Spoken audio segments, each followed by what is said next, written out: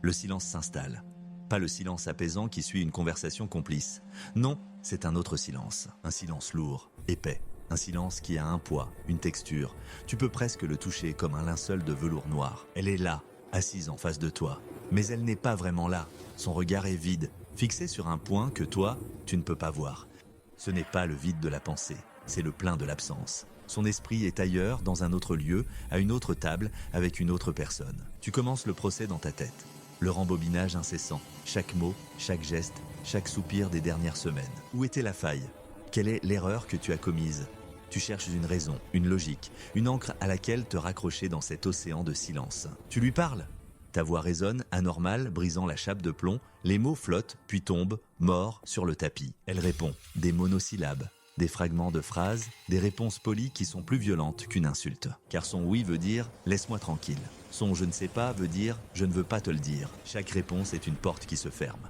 Un mur qui s'élève, brique par brique, entre vous deux. Voici la vérité que tu refuses de voir. La vérité terrifiante? Son silence n'est pas une réflexion, c'est un calcul. Ce n'est pas une introspection, c'est une étude de marché. Pendant que tu analyses le passé, elle planifie l'avenir. Un avenir sans toi, c'est la psychologie noire du désengagement. Une stratégie froide, méthodique, déguisée en crise existentielle. Elle ne se retire pas pour guérir. Elle se retire pour se réarmer. Chaque heure de silence est une heure qu'elle utilise pour solidifier ses options, pour s'assurer que sa prochaine branche est solide avant de lâcher la tienne. Ce n'est pas une pause, c'est une préparation. Le calme avant la tempête qu'elle a elle-même orchestrée. Pense à Marc.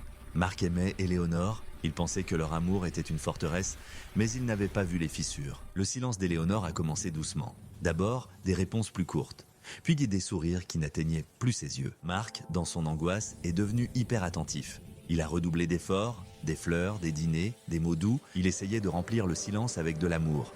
Il ne comprenait pas que le silence n'était pas un vide, mais un plein d'autre chose. Son téléphone. Autrefois un objet anodin, il était devenu une forteresse. Un coffre-fort de secrets posé face contre table. Quand elle le prenait, son corps se tendait. Un mur invisible s'érigeait autour d'elle. Un périmètre de sécurité. Marc se sentait fou. Était-il paranoïaque? Exagérait-il? Elle le regardait avec une pitié froide qui le faisait douter de sa propre santé mentale. C'est la technique du gaslighting silencieux. Te faire croire que le problème, c'est ta réaction au silence et non le silence lui-même. Elle ne te donne aucune prise, pas de cris, pas de dispute, juste ce calme glacial, l'arme parfaite. Comment te battre contre rien? Son silence n'est pas passif, il est actif. C'est une grève, elle cesse de fournir tout soutien émotionnel, toute connexion, toute intimité. Elle te met au régime sec, elle t'affame émotionnellement jusqu'à ce que tu sois trop faible pour protester, ou que tu partes de toi-même. C'est une manœuvre pour te pousser à la faute, pour que tu deviennes le méchant, celui qui crie, qui accuse, qui met fin à la relation. Ainsi, elle peut endosser le rôle de la victime. Je ne comprends pas, il est devenu fou, j'avais juste besoin de temps pour réfléchir. La manipulation est parfaite, sans trace, sans preuve, juste ton intuition qui hurle et que tu as appris à ne plus écouter. Et puis, un jour, le silence se brise. Pas par une conversation, pas par des excuses, par un fait. Pour Marc, ce fut une notification sur l'écran verrouillé de son téléphone, posée par erreur face vers le ciel. Un nom qu'il ne connaissait pas. Un tu me manques. Le château de cartes de ses doutes s'est effondré en une seconde. La folie s'est transformée en clarté. Une clarté brutale, glaciale. Son silence n'était pas une chambre d'écho pour sa peine. C'était la salle d'attente de son remplaçant. Chaque « j'ai besoin d'espace » était un entretien d'embauche. Chaque « je suis fatigué » était un rendez-vous secret. Elle ne réfléchissait pas à vous, elle comparait les offres. Elle évaluait les options, elle sécurisait sa transition. C'est l'ultime lâcheté.